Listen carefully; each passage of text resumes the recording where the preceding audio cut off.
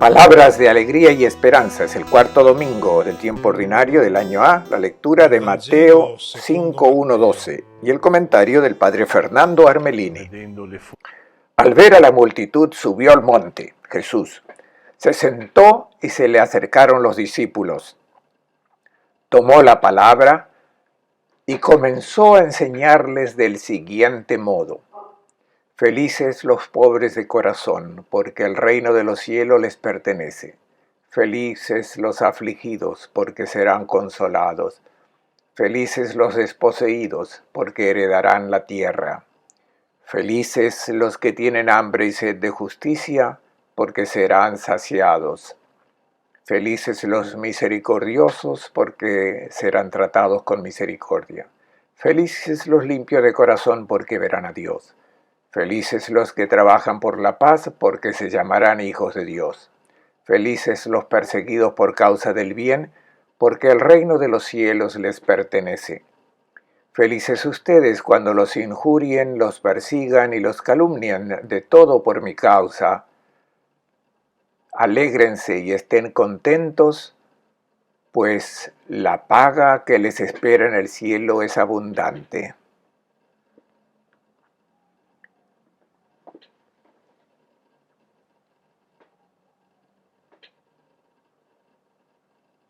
Un buen domingo para todos, hermanas y hermanos.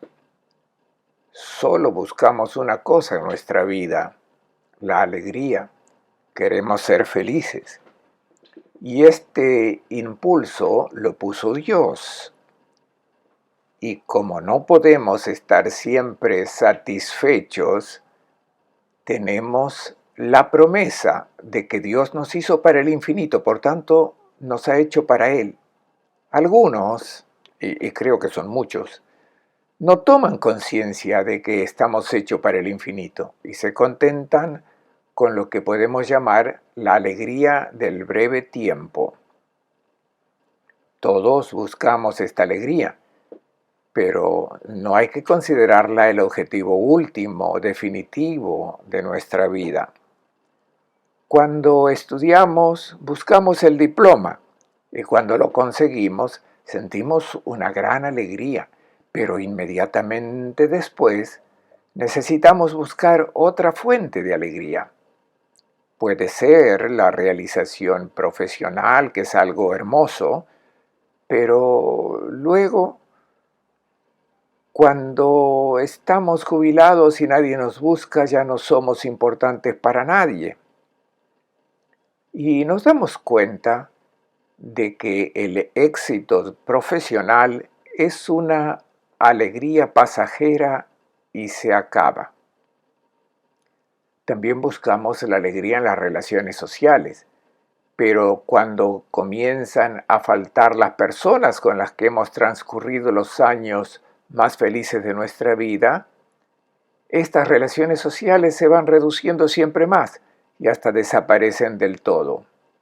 Basta pensar en la soledad, a veces dramática, de la experiencia que tienen esas personas que van a esas casas de reposo. Por tanto, la realización profesional es también una gloria pasajera.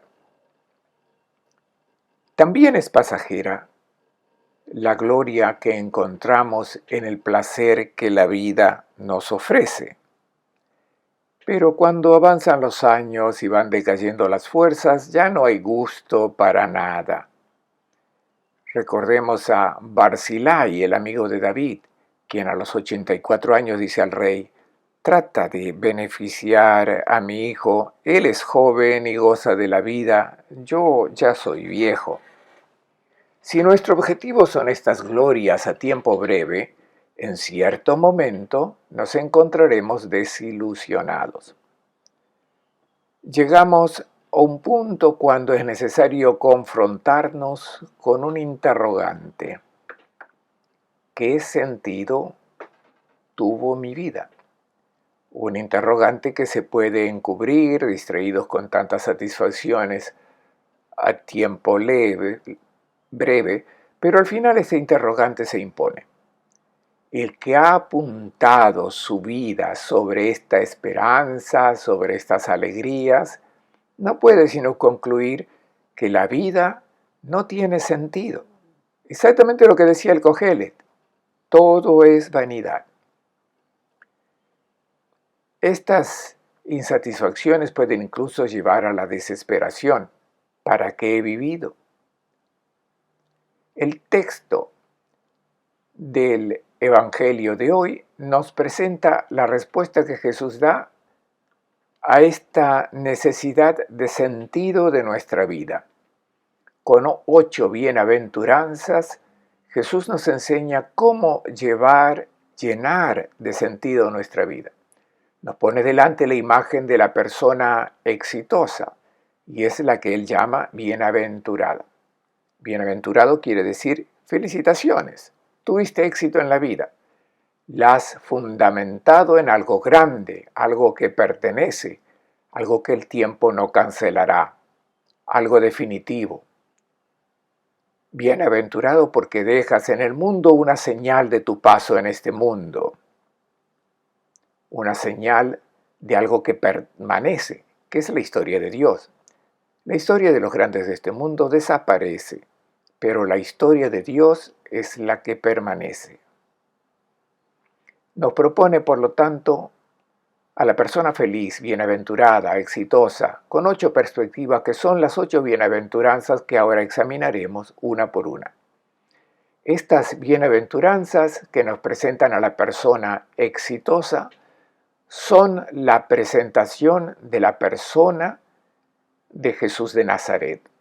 Él es el bienaventurado, la persona exitosa por antonomasia. Veamos la introducción.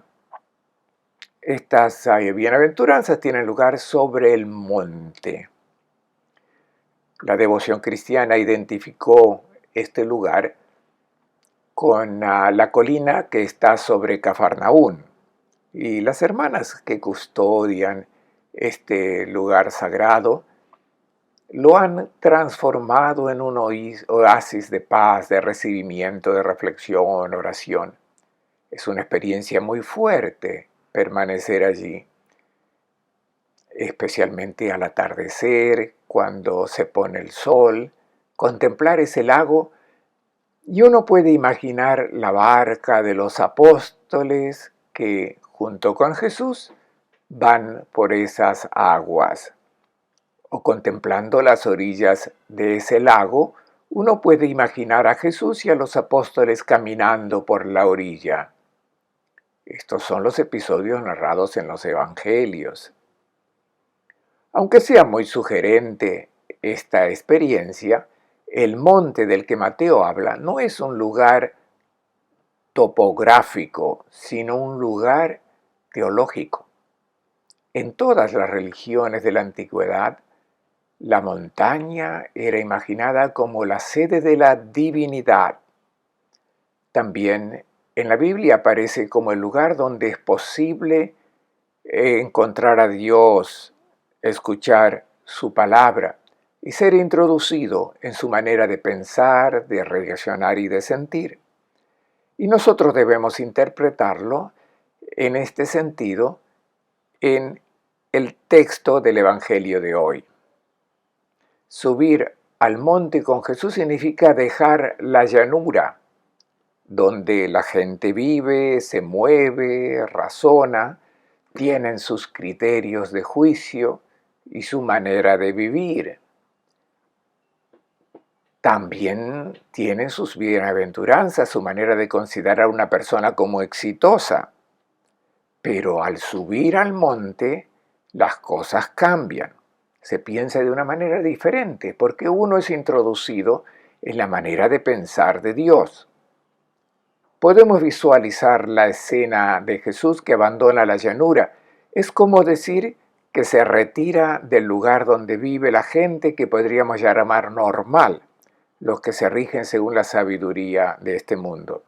Y podríamos describir esta sabiduría, este mundo, que dice la gente. Dice que feliz, bienaventurado es el que está bien, el que tiene salud, Lo que cuenta es la salud, el éxito. Feliz, por supuesto, el que tiene una buena cuenta bancaria. Feliz el que puede viajar, divertirse, el que no se priva de ningún placer. Incluso hemos escuchado a gente decir, solo me interesa una cosa, el sexo, el placer.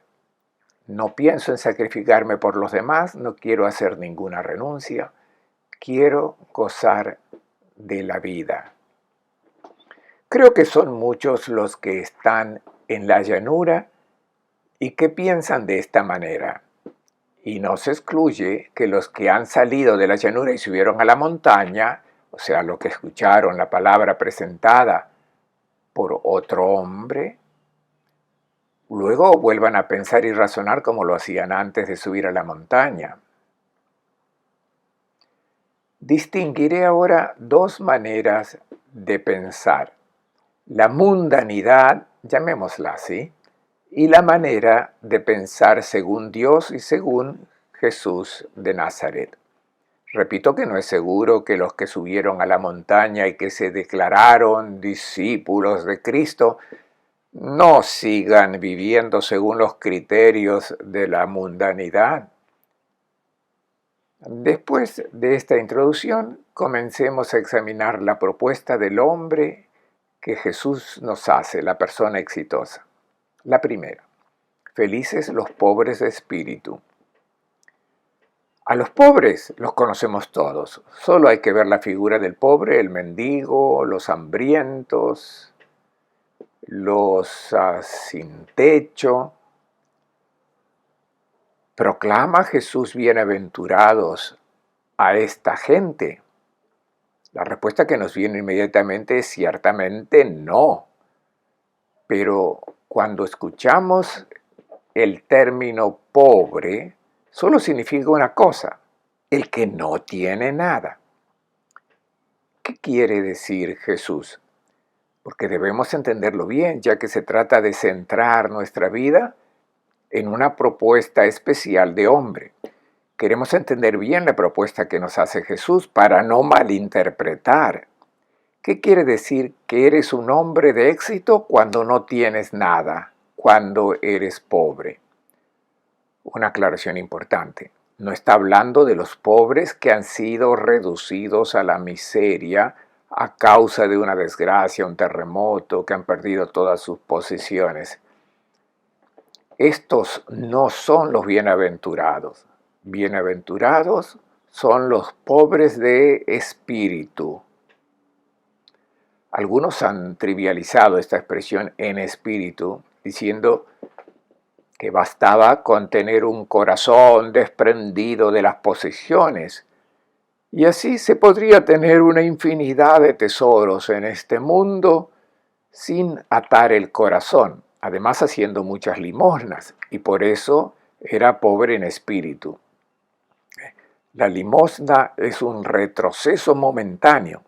No es el reino de Dios formado por ricos, poderosos que dejan caer unas pocas limosnas a los pobres y desdichados. Existió toda una espiritualidad en la Iglesia que ha presentado la pobreza en espíritu de esta manera. La limosna también puede servir para disfrazar el robo y no introduce en el mundo la nueva justicia. No corresponde al plan de Dios sobre el destino de los bienes de este mundo, porque asume y considera legítimo que en la tierra, en el mundo, puedan existir tanto ricos como desgraciados, a los cuales basta con dar limosna. Y este no es el reino de Dios. Este no es el plan de Dios para el mundo. Jesús no exalta la pobreza como tal, sino que añadió en espíritu. Sabemos bien quién es el espíritu. ¿Qué es el espíritu? Ese poder divino, esta vida divina que se ha dado a los hijos e hijas de Dios, y esta fuerza que se nos ha dado, ¿a dónde nos lleva el ADN divino? Nos lleva a ser pobre. Es una perspectiva completamente diferente de la que tienen los hombres de las llanuras. En la llanura se consideran propietarios de los bienes que tienen a su disposición. Utilizan todos los adjetivos posesivos: mi vida, mis posiciones, mis títulos, mi inteligencia, mis habilidades. Esta forma de hablar no se ajusta al plan de Dios. Todos los adjetivos posesivos son una mentira, porque como dice el Salmo 24, del Señor es la tierra y todo lo que contiene, el universo y sus habitantes. El hombre no es dueño de nada, todo es de Dios. Entonces uno se pregunta, si la persona no es dueña de nada, esos inmensos bienes que tiene a su disposición y que son de Dios, ¿qué destino tienen? En la perspectiva del monte, la perspectiva que Jesús nos presenta, la persona es una administradora de bienes que no son suyos, y de esta administración algún día se le pedirá cuenta. ¿Qué has hecho con tu inteligencia, con tus capacidades? La relación con los bienes de este mundo es decisiva en la construcción de una sociedad auténtica según el plan de Dios, porque hay un instinto maligno en el interior de nosotros que es tomar posesión de estos bienes para acumularlos y emplearlos para lo que nos gusta. Y de este mal impulso nacen todos los males: las guerras, la violencia, las divisiones, los celos, incluso dentro de las familias. ¿Cuántas divisiones? ¿Cuántos problemas surgen? Si comprobamos cuál es el motivo, siempre depende de la mala gestión de los bienes de este mundo. El reino de Dios es diferente.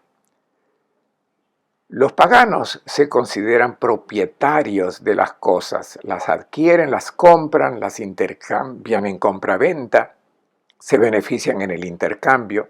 De hecho, cuanto más aumenten las necesidades y las búsquedas de bienes que ellos tienen a disposición, más pueden aumentar el precio. Este es el razonamiento pagano, que consideramos legal y lógico, pero no corresponde con el pensamiento de Dios. Y hasta que no entremos en el pensamiento de Dios, habrá siempre guerras, siempre habrá violencia, siempre habrá luchas. Nunca habrá una sociedad en la que haya verdadera paz. ¿Cuál es el diseño de Dios para los bienes de este mundo y cómo deben administrarse? Eliminando todos los adjetivos posesivos. Uno se da cuenta de que tiene bienes a su disposición, observa cuáles son las necesidades de sus hermanos y los entrega. No da regalos. Los dones que no son suyos los entrega a los necesitados. Somos ricos en dones, pero también necesitados. No somos autosuficientes en nuestras vidas, porque Dios nos ha hecho bien. Si fuéramos autosuficientes no habría amor, nos bastaríamos a nosotros mismos. En cambio, como no somos autosuficientes, necesitamos al otro, pero también tenemos dones que dar. Allí nace el amor, la manifestación de la vida divina que cada uno de nosotros posee. La vida divina es amor. Y cuando ponemos en acción este regalo a nuestros hermanos, creamos amor. Y el amor permanece porque el amor es divino. Este es el nuevo mundo que nos presenta Jesús en la montaña. Bienaventurados los pobres no significa que sean bienaventurados los desdichados. El objetivo de esta bienaventuranza no es que uno se convierta en pobre, sino exactamente lo contrario, que haya un paraíso terrenal en el que nadie sea pobre. Y ya que Dios ha hecho bien las cosas y te ha llenado de dones, si los gestionamos según su plan, es decir, como una entrega de amor a los hermanos de todo lo que tenemos, este será el paraíso terrenal. se realizará el milagro de la saciedad de toda forma de hambre. Cuando tenemos fe en la propuesta que hace Jesús, entonces se realiza el prodigio. ¿Quién es entonces el bienaventurado? Es la persona de éxito, es el que se queda sin nada porque todo lo que tiene lo entregó por amor. Este es el pobre que es bienaventurado. Segunda bienaventuranza, los afligidos. Han sido malinterpretados muchas veces de manera no correcta. Quizás nosotros también hemos escuchado ciertas expresiones al tratar de consolar a un enfermo diciéndole que ofrezca sus sufrimientos al Señor. Dejemos de utilizar esta expresión que también hace blasfemar al que sufre. Dios no necesita nuestros sufrimientos, no los quiere, no soporta que nuestros sufrimientos. Dios no los quiere. ¿Qué significa entonces bienaventurados los afligidos? Lucas dice, bienaventurados los que lloran porque serán consolados. ¿De qué llanto se trata? No es difícil de interpretar. Hoi peinuntes en griego, que es el término utilizado en el texto original, indica una pena muy fuerte, un anhelo, una amargura de corazón, como la de quien llora porque ha perdido a un ser querido. Algunos lo traducen, dichoso el que tiene el corazón roto. Tenemos el ejemplo en Jesús de Nazaret. Comprendemos inmediatamente en qué consiste el llanto de Jesús. Jesús llora dos veces. Jesús llora delante de la tumba de Lázaro. Este es un sentimiento humano que todos entendemos. Nos hace sentir que Jesús realmente está cercano en este momento de pérdida de un ser querido. El otro llanto de Jesús es en el Monte de los Olivos. Contemplando la ciudad de Jerusalén, Jesús rompe a llorar. ¿Por qué? Llora porque se da cuenta de que esta ciudad hace una elección que la llevará a la ruina.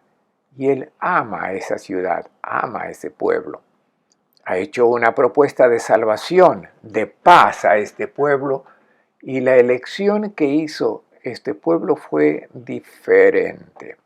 Y Jesús rompió a llorar porque ama apasionadamente el nuevo mundo. Quería llevar a Israel a este mundo nuevo, pero Israel lo ha rechazado y ha decretado su propia ruina. Este es el llanto de los bienaventurados. Por tanto, el bienaventurado es el que siente una profunda pasión de amor por el nuevo mundo nuevo, hasta el punto de llorar cuando se da cuenta de que las elecciones que hacen se hacen en sentido contrario. Intentemos preguntarnos si realmente amamos tanto el nuevo mundo hasta el punto de romper a llorar. Cuando nos damos cuenta de que el mundo está haciendo malas elecciones de guerra, de violencia, de injusticia. Pero la promesa es hermosa. Jesús dice que estas personas que lloran por amor serán consoladas. Es un pasivo divino. Pasivo divino significa que no se nombra a Dios, se utiliza el pasivo para no nombrar el nombre del Señor. Y se dice que serán consolados, es decir, Dios los acariciará, los consolará. Quiere decir que no se desanimen, porque un día este mundo que desean con tanto amor, con tanta pasión, este mundo se realizará. Esta nueva sociedad florecerá porque Dios está del lado de los que sienten este amor. Los mansos, los desposeídos en nuestra traducción. Este también es un adjetivo que puede ser malinterpretado. Los mansos quizás sean para nosotros las personas tranquilas, que no reaccionan a provocaciones, aceptan pasivamente, sin quejarse, incluso por la injusticia. La persona que rehúye toda forma de conflicto es a esta persona a quien se proclama bienaventurado. Estos mansos parecen también tener una personalidad bastante débil. Tratemos de entender bien. Manso se menciona después de la anterior bienaventuranza. ¿Y por qué? Porque el que llora porque ama apasionadamente el nuevo mundo y se da cuenta de que no puede introducir el mundo nuevo porque la oposición es fuerte, la maldad es grande, la mentira triunfa, puede frustrarse y reaccionar con los mismos métodos de los que quieren perpetuar el viejo mundo. Y aquí Jesús introduce una nueva bienaventuranza. Bienaventurados los mansos. Manso no es el que todo lo acepta pasivamente. Jesús se presenta como manso y humilde de corazón. Manso no significa que no haya luchado por el nuevo mundo. Jesús se enfrentó conflictos muy duros, tanto desde el punto de vista religioso como la condena de un sistema de dominación sobre un pueblo. Basta recordar lo que dice sobre Herodes Antipas. Jesús se presenta como manso. Manso es el que ante la maldad, la mentira, la hipocresía y tentado de responder de la misma manera, no lo hace. Es aquel que nunca cede a la tentación de reaccionar con violencia ante la injusticia. Esta actitud del hombre manso es precisamente el fruto del impulso del espíritu. El cristiano, el discípulo, es aquel que ama y no puede hacer nada más que amar. Y por lo tanto, incluso en una situación en la que tiene que defender sus propias posiciones, nunca pretende acallar al que piensa diferente, porque si consigue taparle la boca, ya no lo ve más, ha ganado, pero no lo ha convencido, no ha transformado el corazón de su hermano. Y el discípulo de Cristo nunca debe tratar de ganar cerrando la boca del que se le opone, porque ya no lo vería más. Debe tratar de cambiarle el corazón porque le ama y solo porque quiere ser feliz. Y de hecho en la carta a los Gálatas, entre los signos de la presencia del Espíritu, además del amor y la alegría, está la mansedumbre. Quien no es manso buscando siempre solo el bien de la alegría de su hermano, el que no es manso significa que no responde al impulso del Espíritu. Y también la primera carta de Pedro, que está escrita precisamente para los perseguidos. Pedro dice, sepan siempre dar razones de sus elecciones, pero con mansedumbre y respeto. Esto debemos tenerlo siempre presente. Nunca intentar imponer, alzar la voz, nunca ofender, porque el discípulo de Cristo defiende su propia elección de vida, pero siempre con mansedumbre, con respeto. La promesa que se hace a estos bienaventurados es la tierra. La tierra, no la tierra material, sino el nuevo mundo, el que Cristo promete porque Dios está del lado de estos mansos y con mansedumbre se construye la tierra nueva. Bienaventurados los que tienen hambre y sed de justicia, porque serán saciados. Todos conocemos el hambre y la sed. La sed se sentía especialmente en el pueblo de Israel, porque es una tierra pobre en agua, y también Israel tuvo toda la experiencia del desierto y por tanto la experiencia de la sed, la necesidad más apremiante que experimentamos. Jesús dice que el bienaventurado es el que anhela la justicia como el sediento anhela el agua. ¿De qué justicia se trata? Cuando oímos hablar de justicia y que se ha hecho justicia, entendemos que el malvado, quien ha cometido algún delito, ha sido severamente castigado. Y nos quedamos satisfechos porque hubo alguien que fue ajusticiado, se hizo justicia. Ha habido un juez que puso las cosas en su lugar.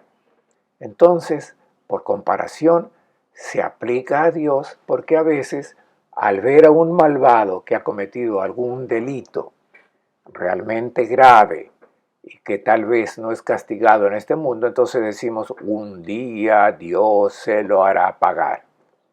Esta es la justicia. Entonces nos preguntamos, si el bienaventurado es el que anhela esta justicia, es decir, a ver que la injusticia debe ser castigada con los que han cometido delitos y por la injusticia que han hecho, incluso también que algunos vayan al infierno porque la ofensa es muy grande, ¿sería esta la persona bienaventurada? Inmediatamente decimos, no, esta persona no puede ser bienaventurada. Entonces tratemos de entender lo que es la justicia, la nueva justicia de Dios. Este es un término que puede ser muy mal entendido y es muy peligroso cuando aplicamos esta justicia que es la nuestra a Dios. Dios no es justo de esta manera. Me he tomado la molestia de revisar todos los pasajes, todos los textos en los que recurre este término justicia, tzedek en hebreo, donde la justicia es aplicada a Dios. Todos estos textos tienen que ser interpretados y son muy claros que por la justicia de Dios se entiende siempre y solo su benevolencia, su amor. Y por tanto tener hambre y sed de justicia significa querer que en este mundo reine finalmente la justicia de Dios, es decir, el nuevo mundo que Él quiere, un mundo de shalom, de paz, de vida plena. Y este nuevo mundo, esta nueva justicia, debe ser codiciada como agua por un sediento. El que siente esta necesidad de una nueva justicia, de un nuevo mundo, de una nueva sociedad, es bienaventurado.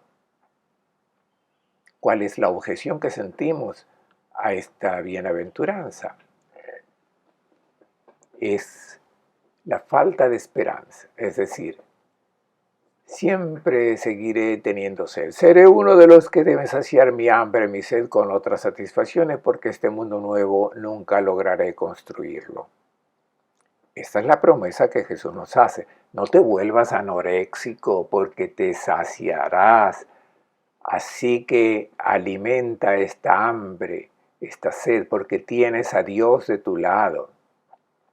Y esta necesidad tuya será un día satisfecha y dejarás una huella en la historia del mundo porque te has comprometido con esta justicia que es la de Dios. Luego, misericordioso. ¿Qué entendemos por misericordioso? Nos referimos al que siempre intenta hacer prevalecer la compasión, el perdón, no se guarda nada. Es una persona misericordiosa. Esta es una interpretación muy sencilla, muy directa y también verdadera. Pero bienaventurados los misericordiosos, porque obtendrán misericordia. Entendida en este sentido, puede ser interpretada de esta manera. Si alguien me hace algo malo, le perdono porque luego un día yo también obtendré misericordia. Es decir, Dios hará de cuenta que no hubiera pasado nada, hará la vista gorda y me llevará al paraíso aunque yo haya hecho también algunas cosas malas. Este no es el objetivo de la bienaventuranza, bienaventurados los misericordiosos. Lo primero que debo tratar de entender es que si yo debo ser misericordioso, es porque soy un hijo, una hija de Dios. Hijo significa que me parezco a un padre, y el padre al que quiero parecerme es el Padre Celestial. Si me pide que sea misericordioso, debo mirar hacia Él y ver cómo Él es misericordioso. Y entonces voy al Antiguo Testamento y veo la primera presentación que hace de sí mismo. Y se presenta precisamente como misericordioso. Ani el Rahum en hebreo. Rahum significa soy el que ama al hombre con amor visceral. Rehem es el vientre, el seno materno. La primera imagen de Dios es maternal, es decir, Dios dice de sí mismo, amo al hombre con un amor visceral, como el de una madre que ama al niño en su vientre. Una madre ama y basta. Solo tiene una necesidad, la de ver a su hijo feliz, y si éste toma decisiones equivocadas y por tanto no alcanza la meta de la felicidad, intenta por todas maneras llevarle por el camino de la alegría. No es que ella añada más maldad al mal que el hijo se ha hecho a sí mismo. Dios es misericordioso porque ama con un amor visceral, incondicional. Hanum indica precisamente un amor que nunca falla y que no está condicionado a la respuesta del otro. Dios ama de esta manera. No ama solo a los buenos, ama a todos y hace que se conviertan en buenos con su amor. No que primero tengan que ser buenos para ser amados, es que Dios simplemente ama. Y cuando las personas reciben este amor, esa es la misericordia. No es la compasión que lleva a Dios a no castigar al que ha hecho mal y por lo tanto es misericordioso. No, borremos esto porque Dios sale mal parado de estas imágenes de Dios misericordioso. Por otro lado, no es posible que haya un Dios justo que también sea misericordioso. O uno o el otro debe ser borrado, porque si es justo, debe castigar a los que han hecho mal. Pero Dios no es justo en este sentido. Dios es misericordioso, no justo. Es justo, sí, pero no según nuestra manera. Es justo porque con su amor hace justos, es decir, trata de poner a la gente en el camino donde puedan realizar en plenitud su vida, que es una vida de amor. Este es el misericordioso, el que quiere el bien de la persona incondicionalmente. Ve la necesidad, se deja mover en sus entrañas y actúa. Los misericordiosos son los que se asemejan a este Padre Celestial, es decir, ante la necesidad del hermano, sienten mover las vísceras, igual que el samaritano que al ver a aquel hombre que se había topado con ladrones, el verbo que se utiliza es precisamente splaxnisomai, sintió moverse sus vísceras y se deja guiar por esta pasión de amor. Este es el misericordioso, el que como Dios siente la necesidad de su hermano como propia y actúa. Estos son los misericordiosos. Obtendrán misericordia no significa que un día Dios le dará alguna rebaja en los castigos que merece. Significa que están en sintonía con el misericordioso, que es Dios. Obtendrán misericordia significa que obtendrán la semejanza con el Padre celestial, con el misericordioso. Son bienaventurados porque son hijos del misericordioso. Han recibido su sensibilidad a la necesidad de los pobres, del sufrimiento, y son movidos por su espíritu, por su amor. Se comportan como Él, se comportan como misericordiosos. Dios dice, felicitaciones, están en sintonía conmigo cuando se dejan mover por esta pasión de amor a la humanidad. los limpios de corazón, porque verán a Dios. Sabemos que en la Biblia el corazón no es la sede de los sentimientos, sino que es la sede de las decisiones, la sede de la inteligencia. Los semitas piensan con el corazón, deciden con el corazón. De hecho, el libro del Siráside dice que Dios ha dado a los hombres un corazón para pensar, para decidir. Y Jesús también emplea el mismo lenguaje. Delante de los escribas que escandalizaban porque perdona a los pecadores y al paralítico, ¿qué dice Jesús?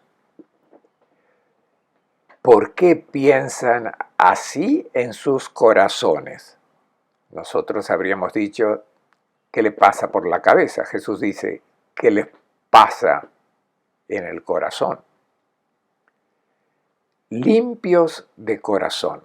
Por tanto, significa la elección que se hace. Estas elecciones que parten del corazón deben partir de un corazón puro. Para entender esto podemos emplear una imagen bíblica que aparece nada menos que 27 veces en la Biblia. Es Zahab Tahor, oro puro. Significa que no está mezclado con otro metal. Hoy diríamos que es oro de 24 quilates, el mismo que se utiliza no para la joyería, sino para los lingotes. Puro, dentro no hay nada más. Corazón puro significa un corazón, un centro de decisiones que es guiado por el amor de Dios, que no está mezclado con otros ídolos que te quieren hacer tomar decisiones que no se ajustan al pensamiento de Dios. La imagen de un corazón puro la tenemos en la vida de las parejas. En una pareja el amor debe ser puro, es decir, solo para la persona amada. No debe haber otros amantes porque de lo contrario se contaminan las decisiones del corazón. Así que la persona de corazón puro es la que no transige con su conciencia. Y cuando se tiene este corazón, se ve a Dios. Ver a Dios quiere decir hacer la experiencia de Dios. Si no existe esta pureza de corazón, si se va a la iglesia pero luego se compromete la conciencia siguiendo a otros ídolos, a otras pasiones, quizás con corrupción moral, tal vez, no pueden ver a Dios, o sea, ver el invisible. Para captar lo invisible, para tener otra visión además de la mirada material, concreta, la que todos tenemos, se requiere la pureza del corazón. Algunos dicen que los cristianos somos ciegos, pero no estamos ciegos en absoluto. Vemos todo lo que el mundo ve y algo más. Por tanto, es otra mirada. La mirada de la gente con un corazón puro que puede ver más allá de lo verificable, de lo visible, de lo que se ve. Se ve, por ejemplo, en el que da su vida por amor a su hermano. El que en la soledad no es una persona de éxito porque no busca su propio éxito, incluso aplastando a los demás, incluso con mentiras, sino que solo piensa en hacer feliz al otro. Es una persona exitosa, pero para verlo como persona exitosa hay que ser capaz de ver lo invisible, de ver al verdadero Señor en el que se hace siervo. En el sirviente materialmente se ve al humillado, en vez el que ve lo invisible ve a la persona exitosa, a la que Dios proclama bienaventurada. Para ver esto hay que tener un corazón puro. Lo mismo frente a una muerte, frente a un ataúd. La mirada material ve la conclusión de una vida. El que tiene el corazón puro ve lo invisible, ve dónde va esta persona que nos ha dejado. ha entrado en el mundo de Dios, pero para tener esta mirada se necesita un corazón puro y desprendido de los ídolos, un corazón guiado solo por Dios. Bienaventurados los que trabajan por la paz, porque se llamarán hijos de Dios. La traducción latina decía bienaventurados los pacíficos, los que no hacen daño a nadie, los que evitan los conflictos y viven en armonía con todos. Está bien. Pero aquí pacíficos es eironopoioi en griego. Hay dos palabras juntas, eirene y luego poiein. Es el verbo hacer paz, construir la paz.